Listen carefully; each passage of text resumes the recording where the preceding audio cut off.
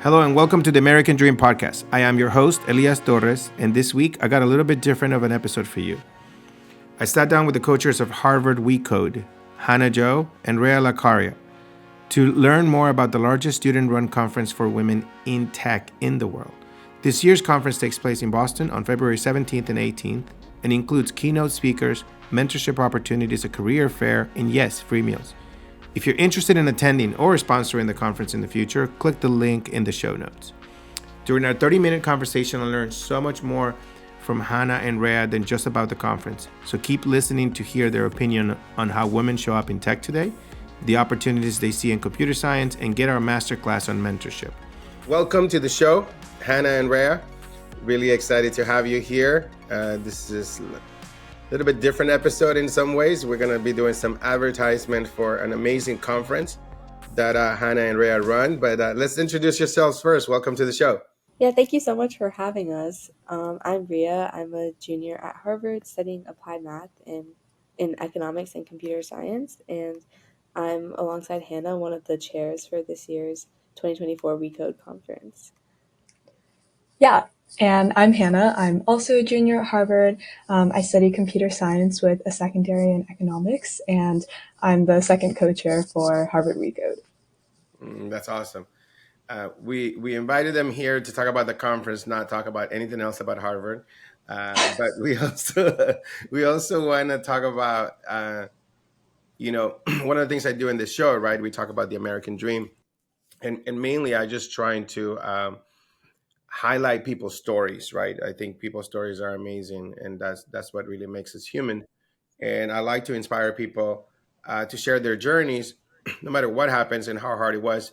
And so you guys may not be used to telling your story, so be thinking, because I want to ask you a little bit of where you came from, where were you born here, things that you should always be prepared, right? Telling your story is the most interesting thing. Everybody loves telling their story. So I don't know how often you do it, but who wants to go first? Tell a little story about where you came from. So I'm actually originally from the Bay Area, California, and so I think I'm very lucky to be able to be from there. Most people probably know that it's kind of considered like a big hub for technology, being like in Silicon Valley. And so I think because of that, I was really lucky to be afforded with and like have the opportunity to be exposed to a lot of like software engineering and a lot of just general tech. So both of my parents were and are like software engineers. So I think that kind of definitely inspired me to get into generally computer science. But I think that one thing that I kind of learned more about since coming to college is really the diversity of options that are available for people interested in technology. So I think where, like, for me at least, my view is always very limited. It's kind of like if you study computer science, you become a software engineer, and that's kind of where things end.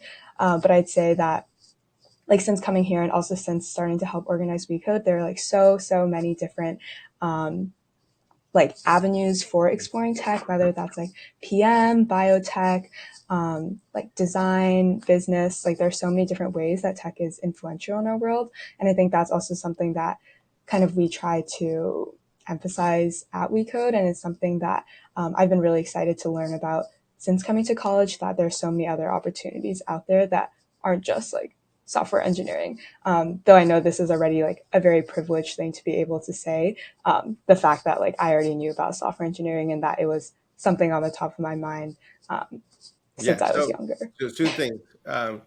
In this podcast, we appreciate privilege. Okay, privilege is welcome, and so we need to share more privilege with people that are interested in the American dream story. I think there's a big struggle for minorities, for underrepresented groups to go into CS, and I love what you said, right? Because in fact, I'm working with Carla Broadley. She was a Northeastern she was the dean at Northeastern Computer Science. And what happens is that underrepresented groups, they're afraid because they're like, or women, right? They would be like, oh, I don't see a CS. I don't want to sit in a chair banging at the keyboard all day. That looks extremely boring. It's not maybe what you might be interested in. you have other interests to yourself as a person, as a human being, depending on your upbringing.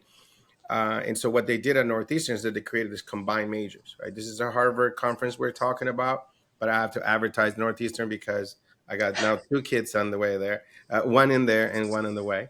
And I love Northeastern. But I went to Harvard too. So, if I went to Harvard, I'm going to tell you I went to Harvard. And so what happens is that, so it is great to have combined majors, because that way you can test two things that you want, right? And then just have extra ability. So I love that people should understand that going into CS just only really means opening the doors to do whatever you want, right? It's like a superpower people don't know. Rhea, what's the story? You had a lot more time to think about it, so it's gonna be good. No pressure. I okay. I think my story is a bit different than Hannah's. Well, I definitely did not grow up in the Bay Area. My parents like moved to England from India, and my dad was like a doctor, but then turned like drug developer at a pharmaceutical company, and then my mom was an architect. So very separated from, I guess, the world of like technology. But and then we moved to Indiana, and I'd say like growing And up, Indiana is I full of tech, right? It's just it's basically just like, I don't know, everything but tech. I feel like you have like doctors, like lawyers, engineers, like schools, architects, and that's about it. And farms, I guess. But yeah, so I grew up like very, like never took a CS class until my senior year of high school. And then even that, it was a year-long class, and I was the only girl, and it was also like the COVID year. So I dropped it like halfway through the semester and never thought I'd like touch coding again. And then I came to college and took another class, sort of just because I needed something to fill in my schedule freshman fall, and it was taught like so much better, and there I had like so much more community and friends there, and really felt like inspired by the way that like CS can help us like build products at scale. I think um even now I have like some of those same worries that we talked about before of like how to combine my multiple interests, because I think a lot of why I like CS is just because it allows us to like make impacts in like other areas, but just like on a bigger scale, and it's more of like a tool that we can use in our lives rather than like um an end in itself. Mhm. And so I think that's still something that I'm sort of trying to figure out as I like navigate the beginnings of my Yeah. career. And the problem is that we put so much pressure that CS has to be about becoming that the male paradigm of coding, right? Of neck beard, neck nerds, and just be like, this is how we code. When in reality, it's just about using technology to further humanity, right? Or to accomplish change. In fact, I just came back from New York, and I was on a Women on AI event conference, and I was the only guy on the panel. But it's because I had work on paid leave.ai, which was to help women and families and parents to get access to paid leave, extra money to spend more time with your children or adopted children or caring for a sick parent at home. So it was awesome to be there because it was a lot of women founders in AI, a lot of women journalists, and so it's just getting a different perspective than the usual event. This was completely inverted. I was like almost like the only guy in the room, about 50, at a breakfast in New York City. Reshma invited me, so it was great.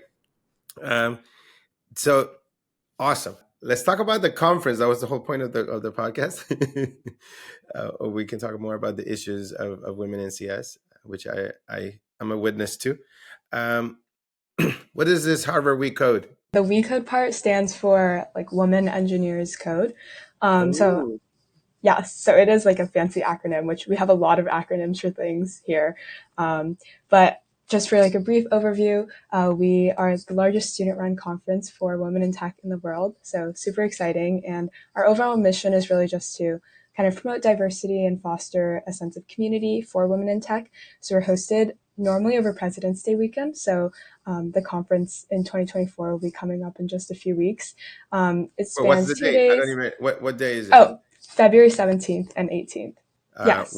Where is this conference? Yes. And this conference takes place in Harvard Science and Engineering Complex. So it's in Alston, just across the river from the main Harvard campus, which is like a really nice new Is that where the modern innovation looking lab is? space. Yeah, it's right across the street from the Innovation Lab. Okay, got it. Okay, good. What's the website? It's just Yeah. harvardwecode.com, I think. .com. Look at you guys, fancy. Yes. And we also post a lot on our Instagram, which is also at Harvard WeCode. So you can find a lot more information there as well. So my daughter goes to Northeastern. Can she come? Yes. The conference is really open to undergraduates who identify as like women or non-binary, anybody from the US or international if they're able to make it. We're super excited to like welcome any students from any background, freshmen through seniors, who are interested in like learning more and participating in the events. Yeah, and we cater to both like in-person and virtual attendees. So if people are like too far away or only hear about the conference last minute and can't make travel plans, then they're fully encouraged to join virtually. But we do, at least for those like, for example, from Northeastern or from more local schools, we really encourage in-person attendance. We also offer things like group discounts if like large student clubs or student groups want to come together, they can like purchase tickets at a discounted rate. Wait, you have to pay for this conference? Yes, Yeah. you do have to pay for the conference. How much is the conference? This is Harvard, so it It's must be really expensive. It's like about $80 for the 2 days. We cover breakfast, lunch, dinner, free t-shirt, lots of free merchandise. And it's mostly just to support us in being able to financially like run the conference for future years because we also offer pretty generous scholarships. So I think this year we're awarding to more than 100 students, pretty big sums to help with their transportation, and like housing because we know it's like difficult for President's Day weekend. And so I think this is really where most of our funds, basically all of them, go back into scholarships and just making the conference like better for future years. What do I get? What does somebody else gets? I don't get it. Value for paying the $80. What's going to happen inside? I come out of there what?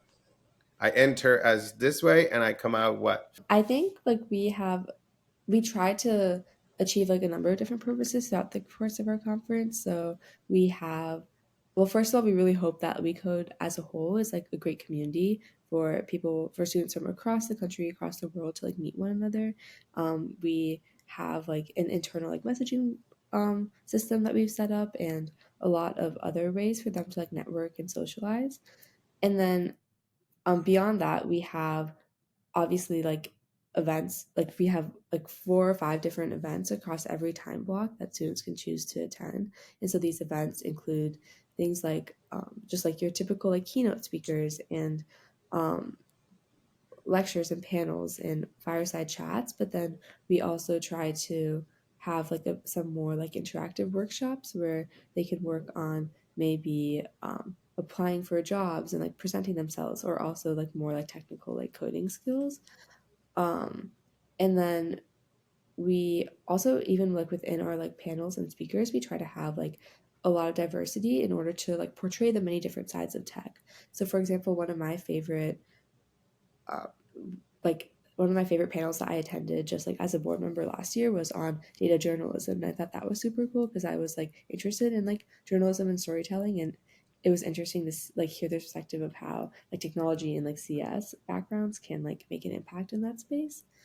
And then on the Sunday we have like a half day of programming, and then the like post lunch we launch into a career fair. So a lot of our sponsors and like a lot of our big corporate sponsors and also a lot of like smaller startups that are more local will come to the career fair, and it really gives students a great opportunity to like talk to these companies, like see if they're hiring for positions or even just like make connections there. Yeah. If anybody, all the tech companies complaining, oh, we can't hire women, we can't find women, they just got to sponsor your conference and they got to show up and recruit them. You know, it's just so simple.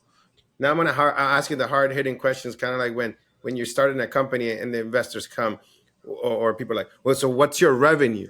And then all the founders go, well, we keeping that confidential information. So how many people show up at this conference? 10, 20? In years prior, we've had like more than 1,000 attendees. So Whoa, this is a maybe big around like, deal. yeah, so maybe around like 60% in person and 40% virtual. So I definitely say it's a pretty, we're excited to be able to have like a lot of students come and benefit from the conference.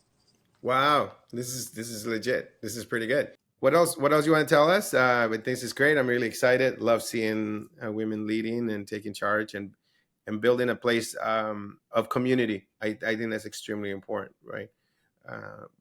Because we humans have many different dimensions and facets, and I personally think I cannot be myself in every one of the circles that I'm in, right? I have to, in different circles with different people, I talk in different ways and I talk about different things and I connect it to a different degree, right? So people need to respect and allow for and promote more events where we can find different tribes of ours because we belong to many different tribes in this world. So glad you're doing. Anything else you want to tell us? I guess just like one other thing that I wanted to add on to the last point that we talked about in terms of like opportunities or what can like an attendee get out of coming to the conference beyond like some free meals, which I always think are nice. I think something else that our attendees really like are that we have mentorship circles. So those are opportunities for like, obviously, if there's so many attendees at the conference, there's probably going to be like 100 or 50 to 100 people per event. So I don't think you necessarily really get that much like direct interaction with the speakers. Even if they are really cool, you can ask them like a question or two. But what we do is we match attendees with like speakers and sponsors who are willing to like mentor students in much smaller groups. So like 3 to 4 students. And I think this is a really great way for attendees to get to like talk to the people who they're excited about in a much like smaller and more intimate setting. And I think is something that really helps because obviously listening is like super good. You can gain more information. But I think for me, I've been lucky enough to have some like really great mentors. And I think fostering those like more interpersonal connections are like very, very important as well. So I think that is hopefully something else that attendees can Rhea, we're gonna get gain. to you in a Yeah, second, from the so you got to give us conference. this one big. You got to close it with the big mic drop. But before that, uh, no pressure. I think what you said is really powerful. I think that, but I'm gonna give a little bit of advice on top. It's really the network is important. Absolutely, I think that, and you creating a place that is safer, especially for women, right? For women to go at a blended conference, big conference usually will be male dominated, is so much more overwhelming to like go into like some male speaker, blah blah, blah. And the dynamics are just weird, and unfortunately are not so beneficial and welcoming for women. It's just that's what I've seen, right, and heard and stuff like that. So here is so much more comfortable and approachable, and you're already open, especially for students, and you can open the way for them to go talk to each other, encourage it, and say like they are going to be waiting for you. They want to meet with you. It's so great to see and to have. But I will say something. Tell your students, right, to prepare for that meeting, right, to do work, right, to have an ask ready, right, and to chat GPT that, right, and be like, okay, I'm going to what should I ask, what should I bring. A lot of times I get introduced to people over LinkedIn, over message, over text, and they're like, and they're like, it just annoys me here. I'm gonna use my privilege. They're like, I want to talk to Elias. I just want to like pick your brain for like 2 or 3 minutes, or like, oh, I would love to just hear a little bit about your experience about this and this. And I'm like, I have a podcast, and I'm not trying to be a douchebag and brag, but like, there's like a million videos of me and articles and stuff. And like we're so busy, right? And to be asked to like repeat that, I don't know. Maybe you guys tell me, am I being a douchebag for thinking that? Not necessarily saying.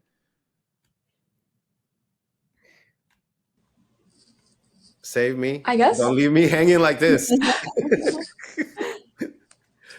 Rhea, do you have thoughts, or I can go?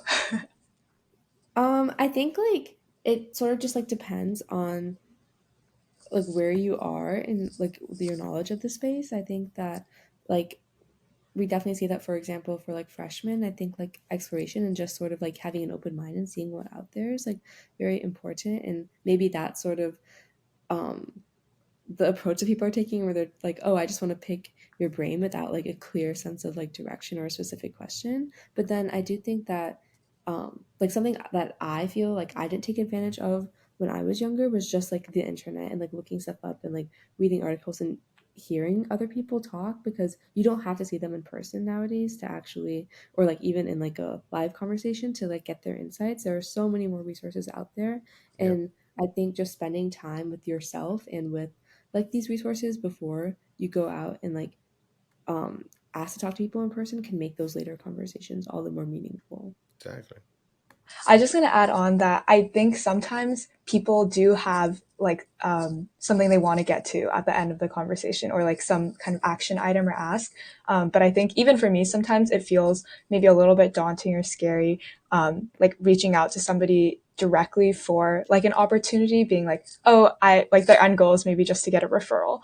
But what they say is like, oh, I just like to like talk for a few minutes. And so I think this is maybe coming, especially I think maybe women might suffer from this more, like Yeah. feeling not as confident to like directly ask for things. So I think that might be kind of actually, or like in some cases might be what is going on like behind the scenes. Yeah. Whereas like they themselves already feel very well researched, and like they know what they want, but they're scared to maybe directly ask, or they're scared to be turned away or turned down. Which I think that in almost like all cases, people are happy to like, or many people are happy to help out. So I think being more direct can definitely Yeah, be I beneficial. think so. This is awesome. Let's talk a little bit more about that, right?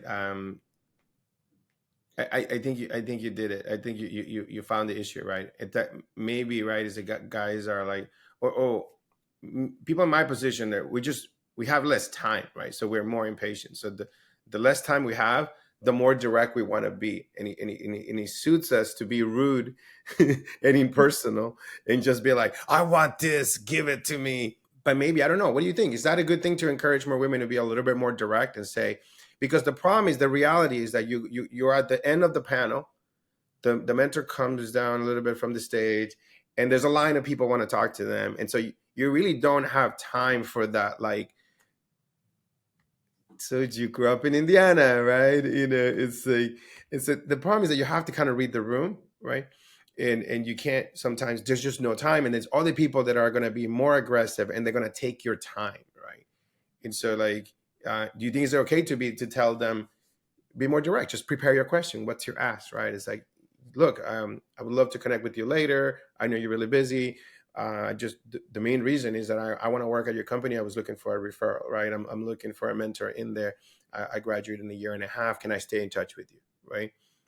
And they might say no, but they might, some questions you can ask them in a way that they can say no, or if they say no, it doesn't matter. But as opposed to like, can I pick your brain, or tell me a little bit about yourself, don't, I think it's like, tell me a little bit about yourself. It's like you said, Rhea, right? So many opportunities to find information. Do you give advice to the students a little bit on that, guiding them? Yeah, I think we have like a mentorship guide on kind of like general, like outlining Yeah. kind of some tips and tricks for when approaching your mentor. I do think that also, though, that sometimes like fostering some kind of sense of connection can be helpful before like directly asking. Yeah. So I think it's kind of like situational, and I It's think like you situational. mentioned, it's all like different people have different preferences on like how they would like to be asked. So for example, like now, if I was to like ask you for something, I would know to be like very direct and to the point. But I think some of our mentors, because our mentors are like a very wide range in their career, like some of Absolutely. them are also kind of just starting out. So I think some of them might like benefit from I having agree. like a few seconds to be like, oh my God, you're from Indiana. I'm also from Indiana, or something like that. I think to build like a sense of rapport among the mentors and students. Okay. Yay I for the small talk. Just kidding. I Right. will say, just in general, like I think I used to approach mentorship in a very like formal way. Like it sort of, I would treat like mentor conversations almost like interviews, and that like I would make sure that I was like as well prepared as possible for them, and like was giving like these like perfect responses and acting like I knew what I was doing. But I think really the whole point of mentorship is like is that like they're there to like help you in some way and like give you advice. So it's okay to like not present like the most like perfect version of yourself. And I think you should try to be as authentic as possible, talking about like your fears or your worries or like all any of the like complex thoughts you might have about whatever like Right. career topic you're talking about, because I think that's when they can give you like the most meaningful advice and where you can have the best conversation. Because otherwise, if you go in acting like you know everything, then they're not going to be able to help you that much, and Yeah. you will sort of come away with the same as you went in.